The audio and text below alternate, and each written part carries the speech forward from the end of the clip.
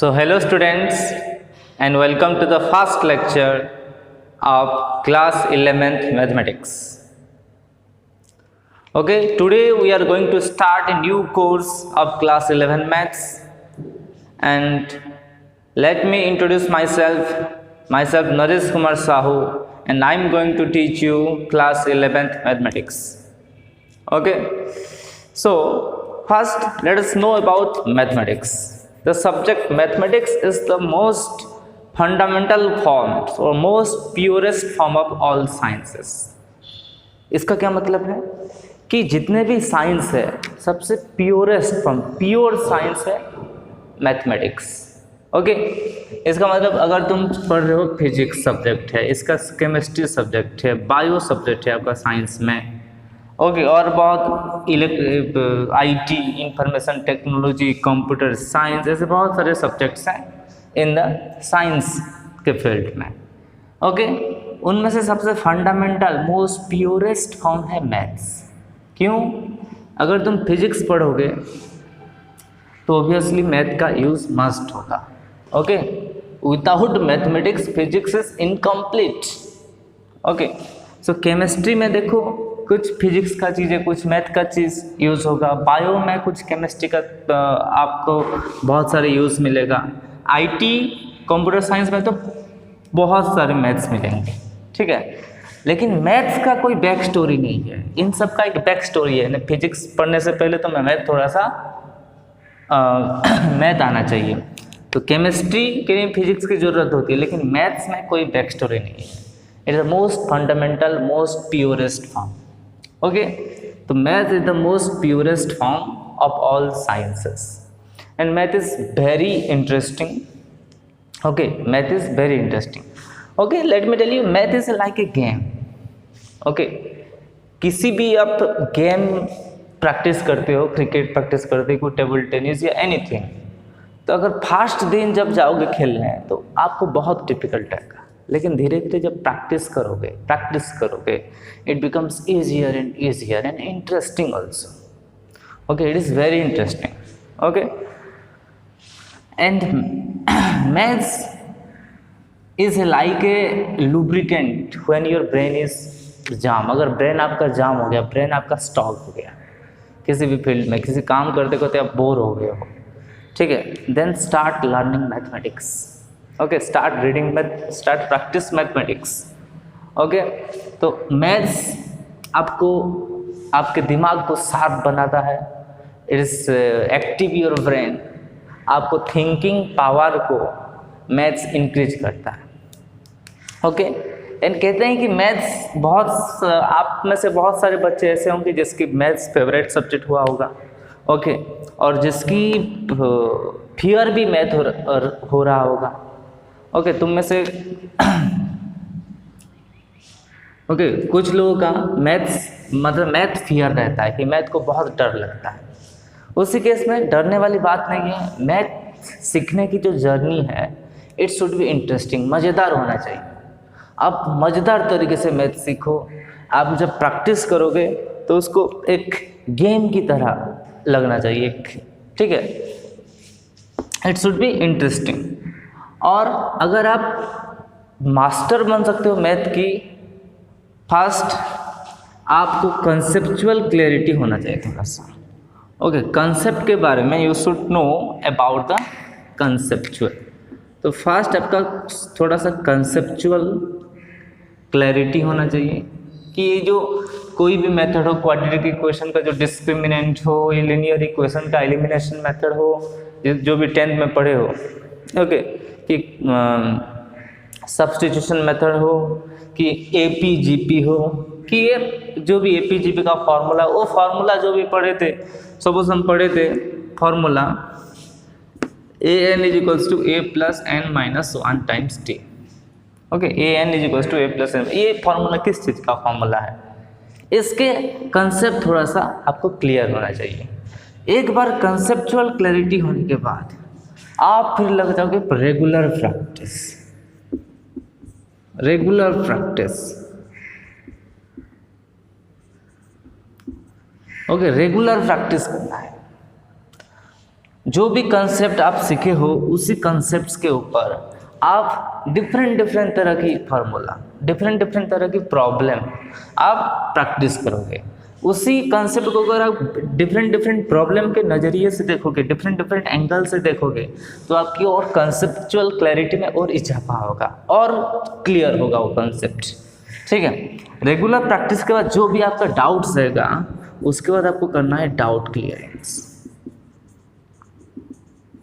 Okay, तो conceptual clarity और doubt clearing ये तो आपको मैं करवा लूँगा। ओके, मतलब कंसेप्चुअल क्लियरिंग मतलब अगर आप एक क्लास में वीडियो देखोगे, ठीक है, तो कंसेप्चुअल क्लैरिटी अगर ध्यान से देखोगे तो कंसेप्चुअल क्लैरिटी हो जाएगा। ओके, ये रेगुलर प्रैक्टिस वाला काम ये आपका काम है। आप मैथ को जितना टाइम दोगे मैथ आपको उतना ही मार्क्स देगा और उतना ही आपको अच्छा लगेगा, उतना कंसेप्ट देगा। ठीक है, जितना प्रैक्टिस करोगे। ओके, अगर प्रैक्टिस नहीं करोगे, कोई शॉर्टकट है वगैरह वगैरह, ये सब मैथ में नहीं चलेगा। आप प्रैक्टिस आपको करना पड़ेगा रेगुलरली। ओके, चाहे कितने भी बढ़िया टैलेंटेड आदमी हो, ठीक है, अगर वो 2 महीना मैथ नहीं पढ़ा तो भूल जाएगा। इनफैक्ट कोई भी टीचर भी अगर 1 साल मैथ नहीं पढ़ेगा, मतलब आउट ऑफ टच रहेगा मैथ से, वो भी भूल जाएगा। ठीक है, लेकिन इसलिए मैथ्स के रेगुलर टच में, रेगुलर प्रैक्टिस में होना चाहिए। ओके, सो आपको 3 फर्स्ट कंसेप्चुअली अंडरस्टैंड उस टॉपिक में क्लैरिटी, अंडरस्टैंडिंग होनी चाहिए। ओके, और अंडरस्टैंडिंग होनी चाहिए आपको। फिर आप रेगुलर प्रैक्टिस करना चाहिए। प्रैक्टिस करने के बाद जो भी तुम्हारा कोई भी प्रॉब्लम नहीं हुआ, ठीक है, कि डिफरेंट तरह का प्रॉब्लम है, वो आपको डाउट क्लियरिंग सेशन में हम डाउट क्लियर की आपको करवाएंगे। ओके, सो डाउट क्लियरिंग क्लास में वो आपको जितना भी आपका जो भी डाउट रहेगा वो हम क्लियर करेंगे। ओके, आप ये 3 स्टेप अगर ठीक से फॉलो करोगे तो you will overcome the fear of mathematics and become a master of mathematics. Okay, so बहुत लेक्चर हो गया, अभी थोड़ा सा सिलेबस के बारे में डिस्कस करते हैं, क्या क्या हम पढ़ने वाले हैं। Okay, syllabus of your class 11th। आपके syllabus of class 11th। Okay, तो आपका सिलेबस और +2 फर्स्ट ईयर सिलेबस क्या है, व्हाट आर दैट सिलेबस? तो first unit 1, let's start with the unit 1। Unit 1 में आपका ये यूनिट का नाम है relation and functions. Okay, relation and function, इसमें चैप्टर्स हैं। फर्स्ट चैप्टर है सेट थ्योरी, सेट, इनमें भी तुम पढ़ के आए होगे सेट। फिर आपका रिलेशंस, ओके, देन आपका functions and then your trigonometry.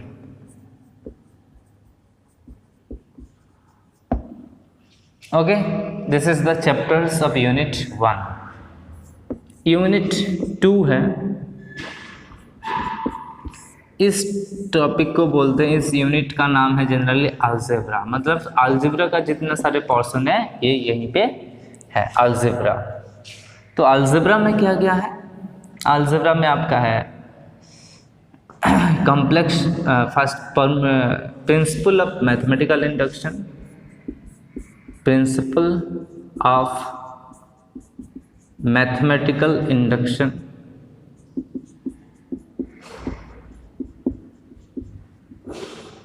then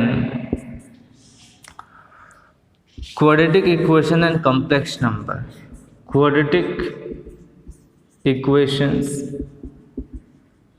and complex number,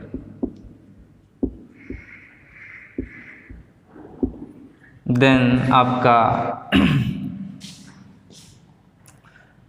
permutation and combinations,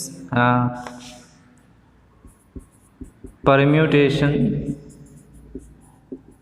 and combination, then आपका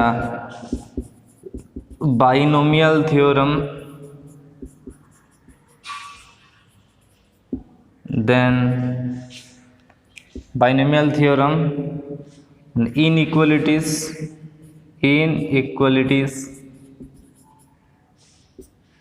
और इनइक्वलिटीज, देन आपका सीक्वेंस एंड सीरीज। मतलब ये सेकंड यूनिट सबसे बड़ा वाला यूनिट है, बहुत सारे चैप्टर्स है वहीं पे, टोटल देयर आर 6 चैप्टर थे। Then unit third, that is geometry. In geometry there are few chapters are there. First, generally this is 2D geometry. 2D geometry मतलब 2-dimensional geometry. 2-dimensional geometry. In this unit there are a few chapters. First is straight line, then circle, then conic section, ये 3 chapter है unit third में। Unit fourth और बाकी सब बहुत छोटे छोटे यूनिट है, एक चैप्टर 2 चैप्टर वाले यूनिट। यूनिट फोर्थ है आपका लेट्स से कैलकुलस में आपका चैप्टर से क्या क्या चैप्टर है? कैलकुलस में आपका एक ही चैप्टर है जो कि लिमिट्स एंड डेरिवेटिव्स।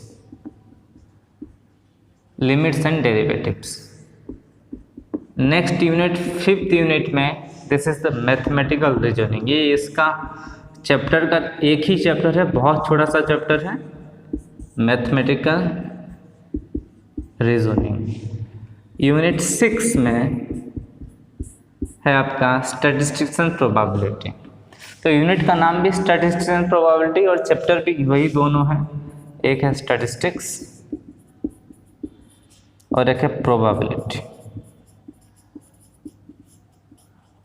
ओके, ये सब हम क्लास 11 में पढ़ेंगे, इसको नोट कर लो।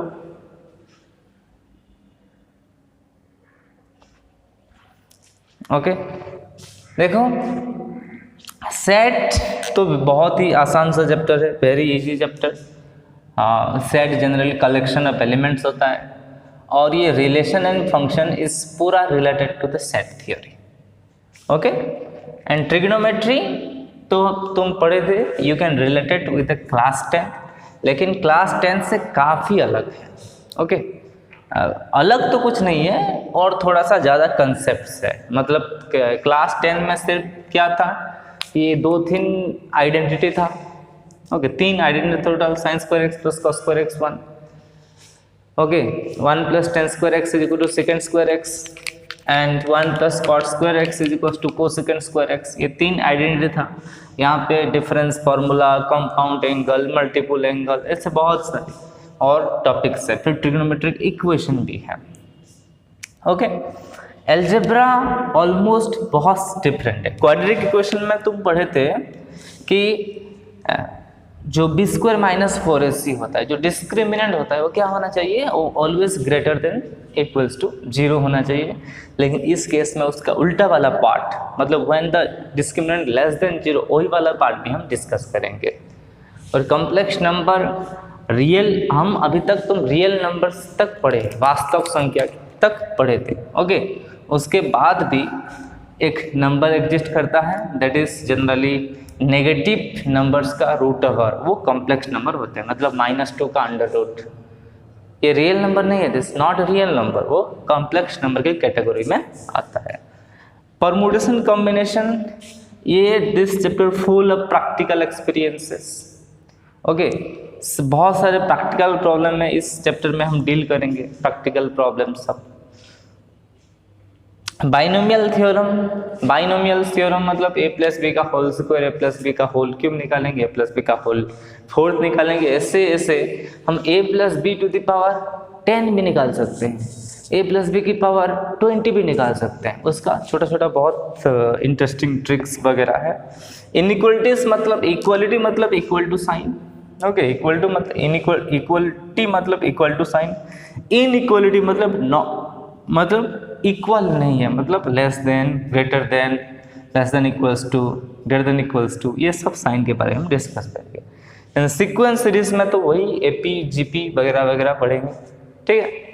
Straight line, equation of line, circle का इक्वेशन, कॉनिक सेक्शन में पाराबोला, हाइपरबोला, एलिप्स के बारे में हम डिस्कस करेंगे।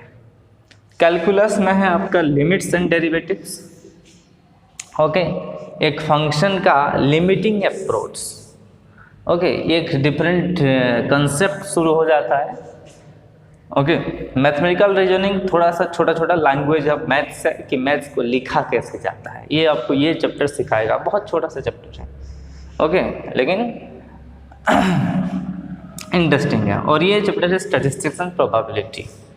स्टैटिस्टिक्स तुम पढ़े हैं, प्रोबेबिलिटी ऑफ तुम 10th में काफ़ी हद तक पढ़े हो, तो आपको 10th के साथ थोड़ा बहुत रिलेटेड चैप्टर्स जो वगैरह है वो है आपका maybe we can say quadratic equation का बेसिक, बहुत ही बेसिक, ठीक है। स्टैटिस्टिक्स में जितने पढ़े थे, मीन मेडियन मोड पढ़े थे, इसमें और हम थोड़ा सा पढ़ेंगे mean deviation, median deviations, okay, variance, ये सब के बारे में डिस्कस करेंगे। प्रोबेबिलिटी में भी और थोड़ा सा एडवांस हम पढ़ेंगे, मतलब सेट केस में प्रोबेबिलिटी क्या क्या होता है, ठीक है। मतलब ये दोनों चैप्टर तुम 10th से रिलेट कर सकते हो।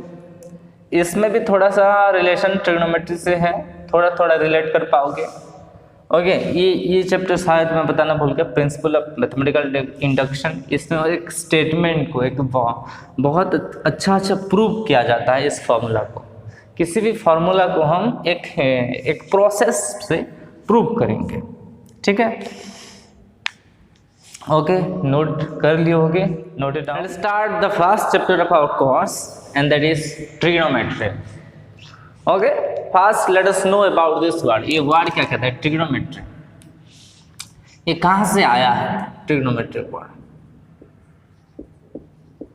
ट्रिग्नोमेट्री दो ग्रीक वर्ड से आया है, एक है आपका ट्रिग्नॉन, और अनदर वर्ड है आपका मेट्रॉन। फर्स्ट देखो, मैं ट्रिग्नोमेट्री के बारे में कुछ बता दूं। Trigonometry is the most basic, most important chapter अब होल 11th 12th का। 11th और 12th में से सबसे इम्पोर्टेंट टॉपिक कौन है? इसका मतलब वो ट्रिग्नोमेट्री है, ओके। आपके अगर 12th में जो काम एग्जाम होगा, उस एग्जाम में ऐसे डायरेक्ट कोई चैप्टर है, एक छोटा सा चैप्टर है, उसमें से भी बहुत कम आता है, 10-15 मार्क, ठीक है। लेकिन इसका यूज हर चैप्टर में है। आपको अगर ट्रिग्नोमेट्री पता नहीं है तो आप 80% क्वेश्चन को टच भी नहीं कर सकते हो। You should know about the trigonometry basics. Trigonometry का हर छोटा छोटा फार्मूला, बहुत सारे छोटे छोटे फार्मूले हैं, हम उसके कॉन्सेप्ट भी देखेंगे, ये फार्मूला कैसे हुआ, कहाँ से आया, ये भी हम डिस्कस करेंगे, ओके। और प्रॉब्लम, आप फार्मूला आप सीखने के बाद you have to practice the problem as many as you can. आप जितना चाहोगे, जितना कर सकते हो, उतना प्रॉब्लम प्रैक्टिस करना। प्रॉब्लम अगर प्रैक्टिस नहीं करोगे तो फॉर्मूला अपने आप भूल जाओगे, और फार्मूला रटा नहीं जाता, ठीक है, ओके। आपको उसे सीखना पड़ेगा। फार्मूला सीखोगे तो वो अपने आप याद हो जाएगा। अब फार्मूला सीख के अगर क्वेश्चन प्रैक्टिस करोगे तो अपने आप वो फार्मूला सब याद हो जाएगा, ठीक है। ट्रिग्नोमेट्री नाम का चैप्टर बस 12th में एक ही चैप्टर है, इनवर्स ट्रिग्नोमेट्री, बस एक ही चैप्टर है। लेकिन कैलकुलस एक पार्ट है और हर क्वेश्चन में ट्रिग्नोमेट्री होगा, ठीक है। सो ट्रिग्नोमेट्री बहुत ही इंपॉर्टेंट, बेसिक, बहुत ही बेसिक। हर चैप्टर में थोड़ा साइन थीटा कॉस थीटा तो कॉमन हो जाता है मैथ्स में, ठीक है। ये ट्रिग्नोन का मतलब है ट्राइंगल। ट्रिग्नोन भी जनरली दो वर्ड से आया, एक है ट्राई, एक है नॉन। ट्राई मतलब तीन, नॉन मतलब साइड, मतलब जिसका तीन साइड हो। जिसका तीन साइड वो कौन है? इसका मतलब है ट्राइंगल। इसका मतलब है ट्राइंगल। मेट्रॉन मतलब मेजरमेंट। मेट्रॉन मतलब मेजरमेंट। तो ट्रिग्नोमेट्री मीन्स इसका जो बेसिक मीनिंग हो जाता है क्या हो जाता है trigonometry means measurement of triangle, measurement of triangle. तो ट्रिग्नोमेट्री मीन्स क्या होता है, मेजरमेंट ऑफ ट्रायंगल होता है, ठीक है। तो ट्रिग्नोमेट्री का मेजरमेंट जानने से पहले इससे पहले हमें पढ़ना पड़ेगा एंगल के बारे में जानना पड़ेगा।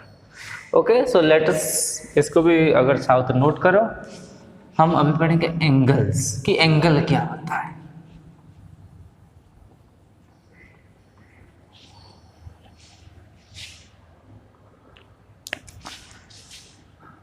ट्रायंगल के तो बहुत एंगल होते हैं, 3 एंगल होते हैं, तो एंगल के बारे में हमें जानना बहुत जरूरी है। ओके, इसी से शुरू होता है trigonometry. Angle, what is an angle? Angle is the amount of rotation of a ray about its initial point. Angle की तो फिगर तुम देखो, एंगल कोण, ठीक है। इसका मतलब ये आपका एक एंगल है कि नहीं है। एंगल का मैथमेटिकली थ्योरेटिकल डेफिनेशन क्या होगा? Angle is the amount of rotation of a ray about its initial points. Okay, about its source point और इनिशियल पॉइंट लिख सकते हैं।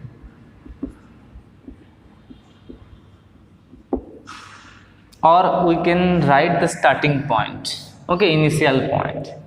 इसका मतलब एंगल क्या होता है? Angle is the amount of rotation, कि एक रे कितना रोटेट हुआ, वो है एक एंगल फॉर्म होता है। सपोज ये एक रे है, ये आपका इनिशियल है, उसको हम रोटेट करेंगे।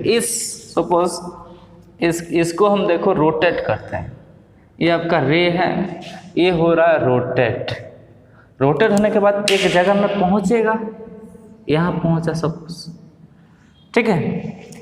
तो ये कितना रोटेट हुआ, ये रोटेशन को कहते हैं angle. This rotation, the amount of rotation, angle is the amount of rotation of this ray। suppose this is O, this is A and this is B।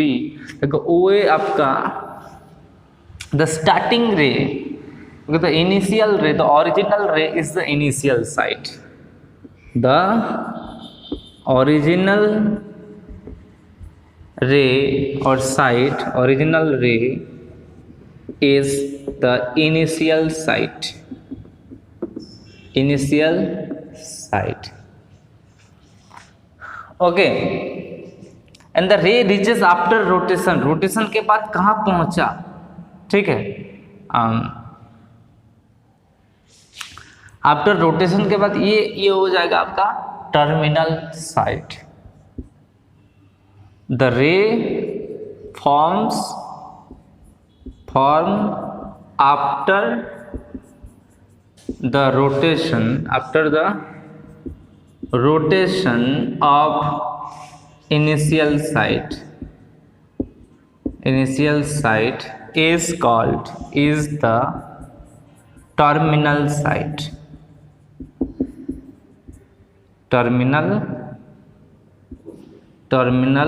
site। तो इसको हम कहेंगे OA आपका एक initial site and OB is your terminal site। Okay, इस angle measurement की unit क्या है? Unit of angle measurement is generally unit of measurement of angle, unit of angle. Basically क्या है, जनरली हम क्लास 10 में पढ़ेंगे ये कितना डिग्री, कितना एंगल का वैल्यू कितना है, तुम बोल दो 60 डिग्री 30 डिग्री, तो यूनिट क्या है? डिग्री। एक यूनिट है आपका एक डिग्री। ये बस हम पढ़ते क्लास 10th में। और अभी हम पढ़ेंगे एक अनदर यूनिट है रेडियन, और एक अनदर यूनिट है that is grade. Okay, so unit of angle case में 3 ठो यूनिट है बेसिकली अभी, एक डिग्री और एक है रेडियन और एक है ग्रेड। ठीक है, then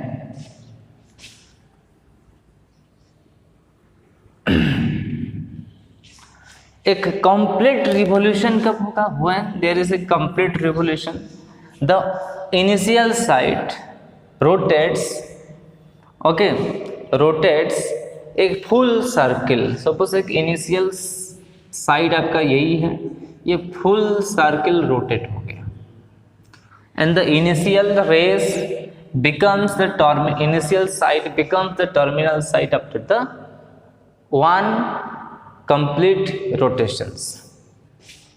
Okay, so after one complete rotation, the initial site become the terminal site. Okay, एक कंप्लीट रोटेशन के बाद, ओके, उसके बाद क्वाड्रेंट क्या है? एक कंप्लीट रोटेशन को, एक सर्कल को, ओके, हम 4 भाग में डिवाइड करते हैं और उसका एक भाग को हम कहा जाता है quadrant. Okay, if one complete rotation, जो भी है कोई बात नहीं, complete rotation is divided into 4 equal parts, then each part is called a quadrant or a right angle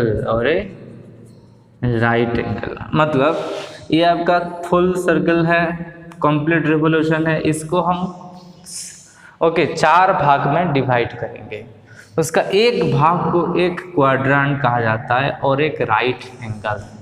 so basically one complete rotation is equals to 4 right angle. Okay, so one complete revolution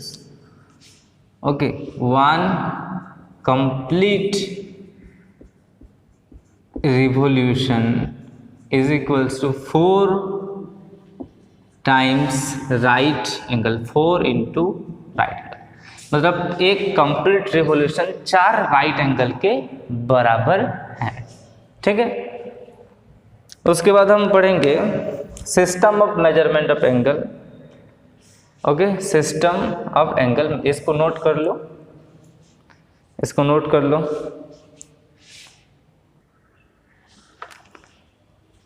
उसके बाद हम पढ़ेंगे कि positive angle और negative angle. So angle में भी देखो positive negative है।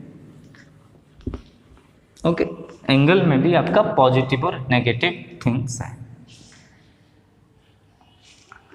सो देखो, एक होता है रोटेशन, 2 टाइप का होता है। एक है जैसे घड़ी की सुई जैसे मूव रोटेट करती है।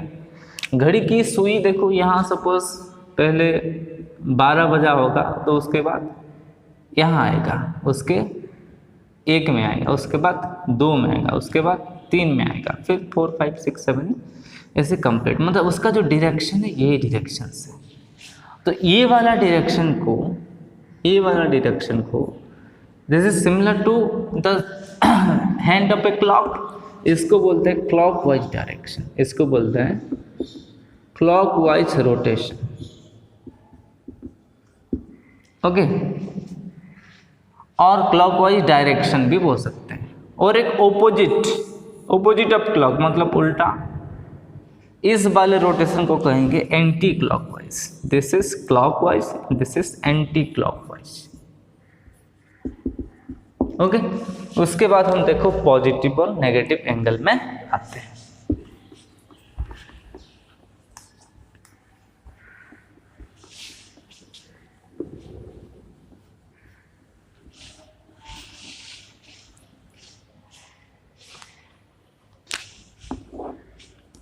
Positive angle,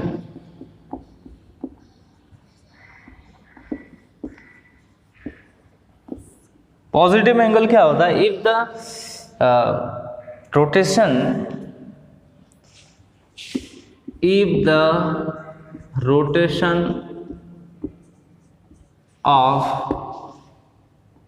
initial site or initial ray to the rotation of initial rays from initial, okay, initial rotation of initial rays to that terminal ray or terminal site is in anti-clockwise direction, is in anti-clockwise directions, then the angle formed, okay, the angle formed is positive angle, is positive angle. Okay, the angle formed is positive angle. जो भी angle form हुआ उसे हम positive angle कहते हैं। इसका मतलब ये आपका इनिशियल साइट है, ये आपका टर्मिनल साइट है, इसको रोटेट किया गया इस डायरेक्शंस में, तो ये आपका पॉजिटिव एंगल हो जाएगा।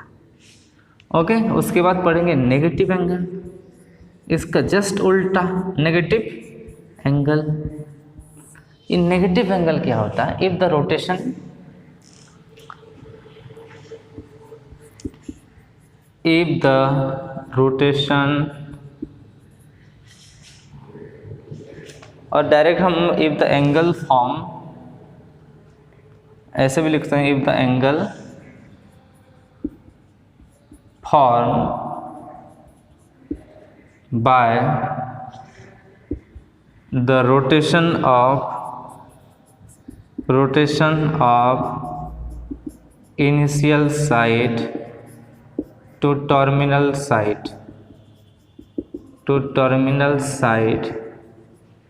in clockwise directions, the angle is a negative angle. The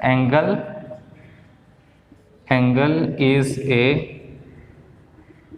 negative angle. Okay, अगर रोटेशन अगर क्लॉकवाइज डायरेक्शन में हुआ तो यहाँ हम डायग्राम बना देते हैं। ये सपोज आपका इनिशियल रे है, ये रोटेट हुआ क्लॉकवाइज डायरेक्शन में, तो ये एंगल आपका नेगेटिव एंगल है। This is A negative angle.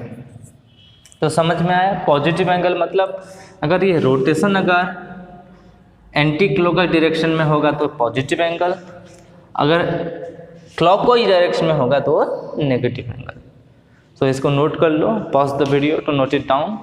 इसके बाद हम पढ़ेंगे system of angle measurement. Generally there are 3 system of angle measurement. 3 तरीके से हम एंगल को मेजर किया जाता है। The first method is your sexagesimal system. Sexagesimal system, and this is also called the British system. This is also called the British system. Okay, the second method is your centesimal system.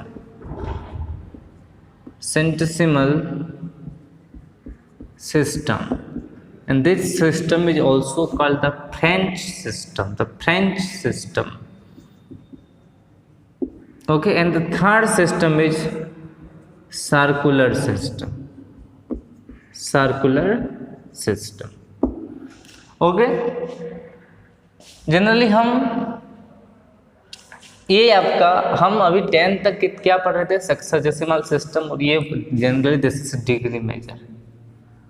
तो ये आपका degree measure वाला concept था, okay. तो British system degree measure, इसका मतलब देखो, हम भी पता होगा तुम्हें कि ब्रिटिश रूल चल रहा था इंडिया में, इसलिए हम वही डिग्री की केस में पढ़ रहे थे, ठीक है। फ्रेंच सिस्टम मतलब फ्रांस में क्या चलता है शायद, ग्रेड मेजर, वो एंगल को ग्रेड में मेजर करते हैं। और circular system, this is the SI unit, okay. ये बहुत इंपॉर्टेंट मेजर है, this is our radian measure, okay. तो डिपेंड करता है कहाँ किस नाम से पुकारते हैं एंगल को, ओके। कोई बोलता है 90 डिग्री, कोई बोलता है 100 ग्रेड, कोई बोलता है 1/2 रेडियन, ओके। ये बताऊंगा तुम्हें, डोंट वरी। तो the first system sexagesimal system है, ओके। फर्स्ट सिस्टम आपका सेक्साजेसिमल सिस्टम, और जो ब्रिटिश सिस्टम है,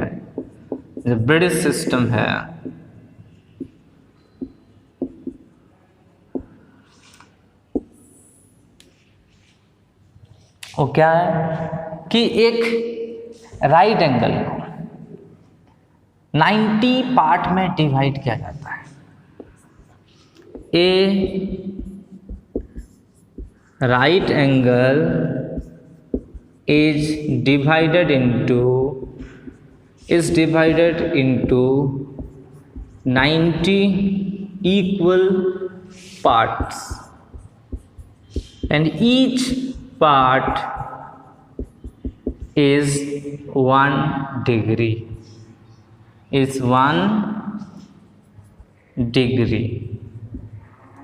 so this is 1। इसके ऊपर एक छोटा सा सर्कल बनाते हैं, सो 1 इसको पढ़ा जाता है क्या, 1 degree,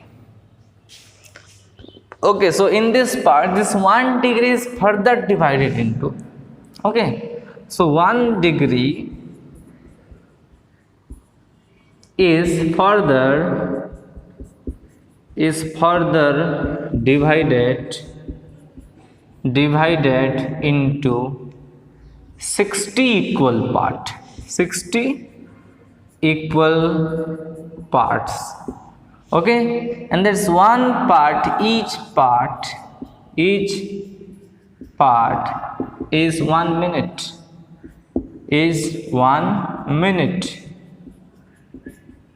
okay। So this is 1 minute, 1 prime मतलब एक बार, एक dash, so this is 1 prime means 1 minute, and again this 1 minute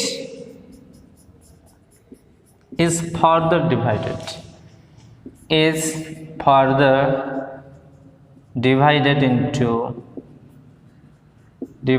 into 60 equal parts, and each part is 1 second, and that is 1 double prime, इसका मतलब second है, okay.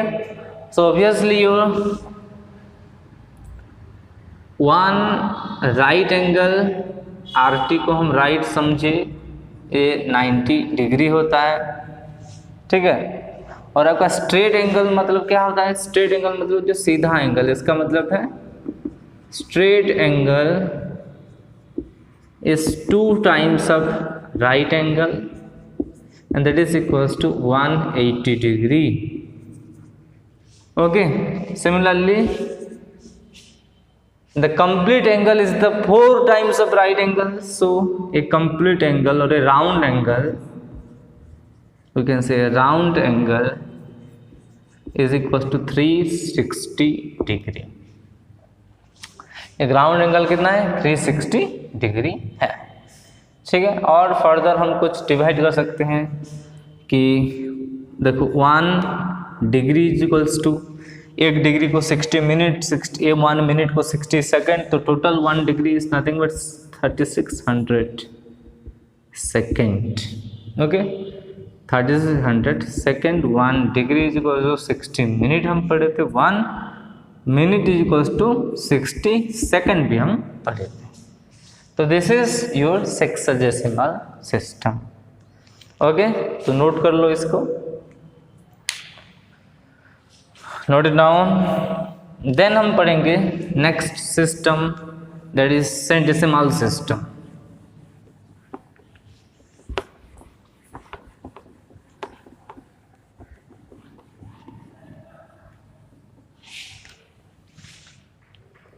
तो next system is your centesimal system,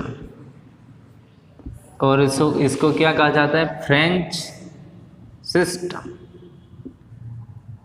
okay, तो इस case में 1 right angle is 1 right angle is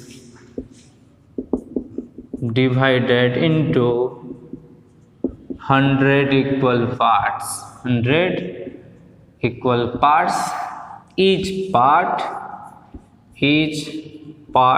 is 1 grade.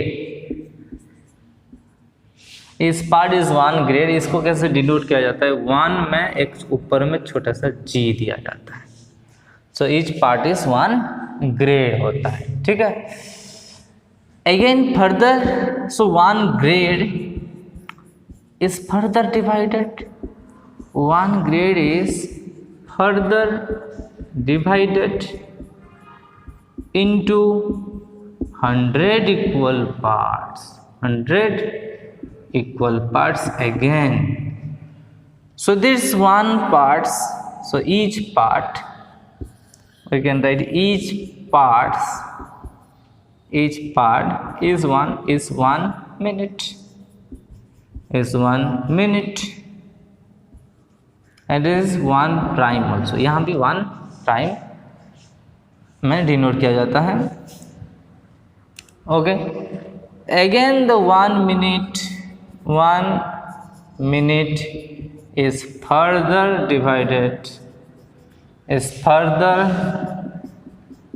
divided into 100 equal parts, 100 equal parts, and here also each part is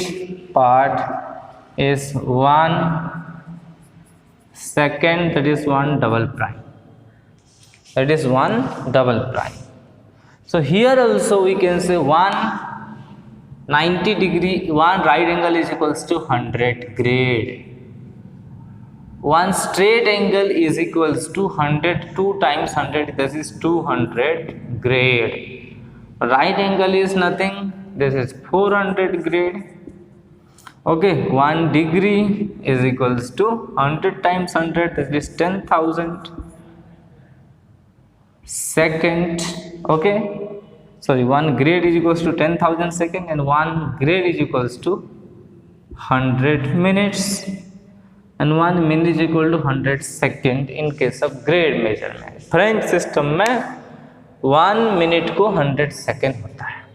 okay, सो बात को समझो आप कि हम 1 मिनट सेक्साडेसिमल सिस्टम मतलब ब्रिटिश सिस्टम में और फ्रेंच सिस्टम में 1 मिनट की वैल्यू अलग अलग है।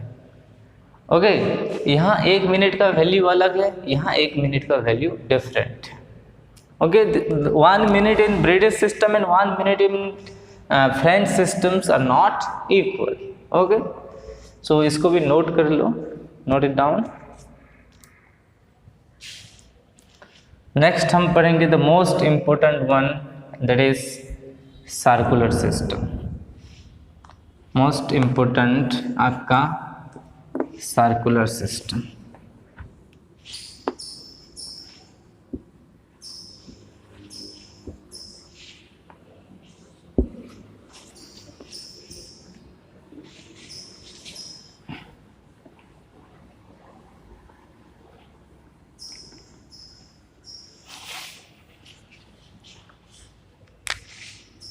Third one very important, circular system.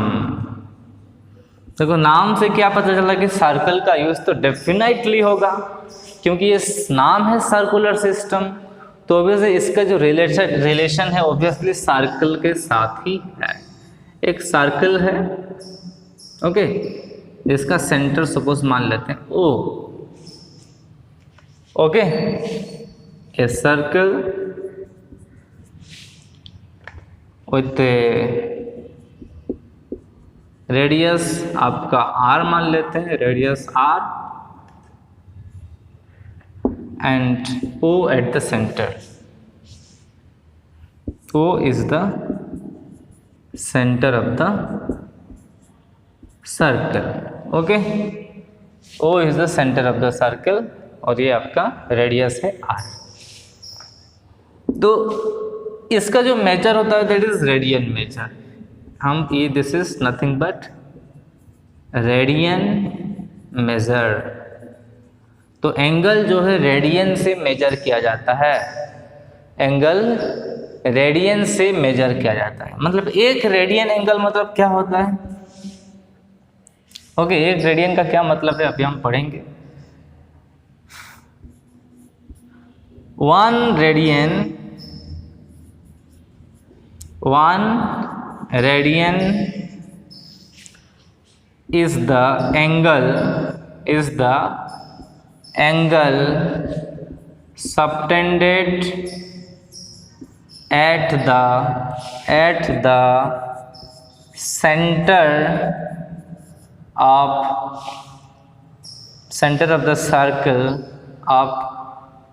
the circle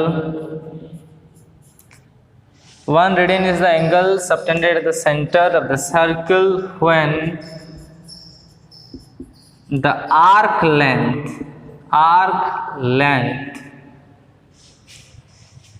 is equal to the radius of circle, equal to radius of the circle। मतलब जब आर्क लेंथ और रेडियस बराबर हो जाएंगे, यहाँ देखो अच्छे से डायग्राम बना के करते हैं कि यहाँ एक सर्कल है, ठीक है, सेंटर यहाँ ओ है, ये आपका रेडियस है, ये भी आपका रेडियस है। जब ये आर्क लेंथ ये आर हो जाएगा, सपोज ये O, this is A and this is P, A B एक आर्क है कि नहीं, A B is a arc. इस ए बी आर्क का जो लेंथ है इज इक्वल्स टू रेडियस जब हो जाएगा, उसी केस में the angle A O B is equals to 1। Radian का क्या सिंबल होता है, ऊपर में एक छोटा सा सी लिखा जाता है, 1 रेडियन पढ़ा जाता है, 1 रेडियन, ओके।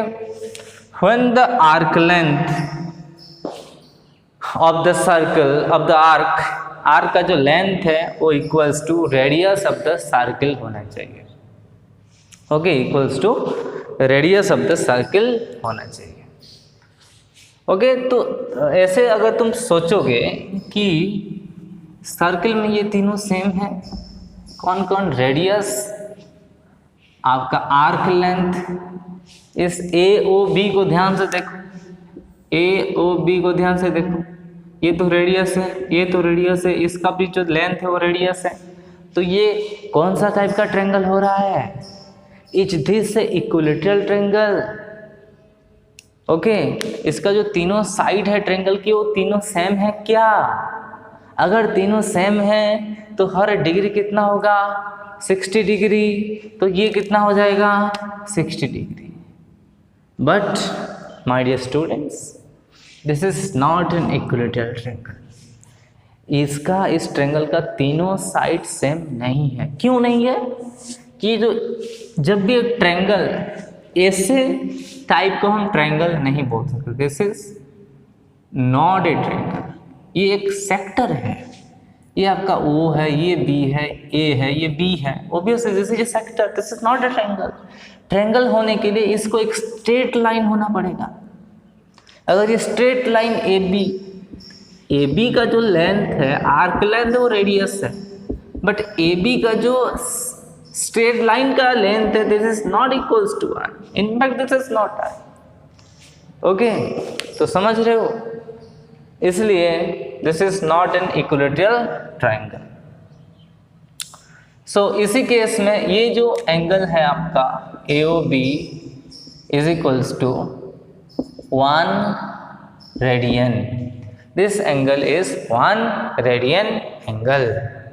ओके, आपका आर्क लेंथ का क्या फॉर्मूला होता है कि arc length is nothing but total circumference of the circle is 2 pi r, obviously, and the arc length is theta by 360 into 2 pi r। पढ़े हो? आज हम क्लैरिटी करते हैं arc, the circumference of a circle, circumference of a circle is equals to 2 pi r। Okay, this is universal formula. और आपका arc length का formula क्या होता है? हम पढ़े थे 10th क्लास में, theta by 360 into 2 pi R. Okay, note that ये जो थीटा है it should be is in degree होना चाहिए। अगर थीटा डिग्री में है तो ये फॉर्मूला यूज होगा, नहीं तो ये फॉर्मूला इनवैलिड है। if the theta is in different form, radian में है या ग्रेड में है, तो ये फॉर्मूला हमारा काम का फॉर्मूला नहीं है। This is not the useful formula, this formula is useless. Okay, so एक रेडियन, एक छोटा सा थ्योरम है कि 1 radian is a constant angle. इससे पहले मैं बता दूं आपको कि the arc length is directly proportional to the angle subtended at the center। मतलब एक सर्कल है, सपोज ये आपका O, दिस इज A, ये आपका B है, दिस इज आपका C है। देखो AOB एक एंगल फॉर्म कर रहा है, ये सपोज θ1 है, ये भी एक एंगल फॉर्म कर रहा है, θ2 है। तो इस केस में तो आर्क लेंथ, जिसका आर्क लेंथ ज़्यादा है वहीं पे सेंटर पे ज़्यादा एंगल सबटेंड होगा। इसका मतलब AB, okay, AB by AC is equals to θ1 by θ2। Okay, AB बढ़ने से आर्क लेंथ अगर इंक्रीज होगा तो angle at the centre, angle subtended at the centre भी उसके साथ साथ इंक्रीज होगा। ठीक है, सेम सर्किल पे, ऐसे तुम नहीं कि अलग अलग सर्किल में बोलोगे, एक ही सर्किल के केस में ये। तो एक थ्योरम है 1 रेडियन इज कांस्टेंट, एक कांस्टेंट एंगल है, एक कांस्टेंट है, इसको हम प्रूव करेंगे। Okay, so let this is a circle, let there is a circle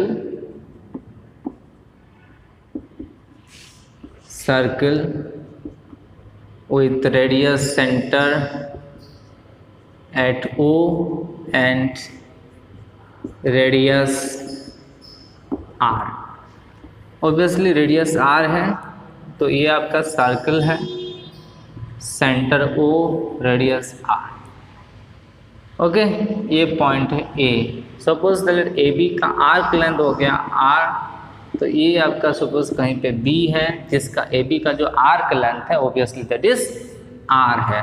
so this is nothing but 1 radian by the definition of 1 radian. Okay, हम अभी prove करेंगे 1 radian is a constant angle. Okay, so इसको हम extend कर देते हैं। Extend करने, ये सपोज C होगा, मतलब एक स्ट्रेट लाइन है, जैसे ये स्ट्रेट लाइन। हम क्या बोले थे कि AB, arc length AB, okay, by arc length AC का आर्क लेंथ, मतलब ये बड़ा वाला arc length is nothing but 1 radian by 2 times the right angle, 2 times the right angle. Okay, so A B का आर्क लेंथ कितना है, this is nothing but R, A B कितना दिया है, आर दिया है, सो आर। ए सी कितना, ये एक सर्किल होता है 2 पाई आर, एक सर्कल का सर्कमफेरेंस यहाँ से स्टार्ट करेंगे यहाँ तक, ये होता है 2 पाई आर, आधा है तो कितना होगा, पाई आर होगा, is equals to 1 radian by 2 times the right angle. Okay, so r cancels, so 1 radian is equals to 2 times the right angle by pi. एक रेडियन कितना एंगल है, 2 times the right angle by pi, right angle का double divided by pi, okay, उतना value है, so is a constant, so it is a constant. देखो 2 constant है, pi constant है, right angle भी तो कांस्टेंट है, so it is 1 radian is constant, ये कांस्टेंट है, okay. So 1 radian is equals to 2 by pi, okay. So right angle is equals to, हम बोल सकते हैं एक right angle is equals to pi, इधर आएगा 2 इधर आएगा, तो ये कितना होगा, pi by 2 radian. So 1 right angle is equals to कितना होता है, pi by 2 radian, 1 right angle is equals to pi by 2 radian. So 1 straight angle कितना हो जाएगा, उसका डबल, सो पाई बाई 2 का डबल कितना है, पाई रेडियन, ओके।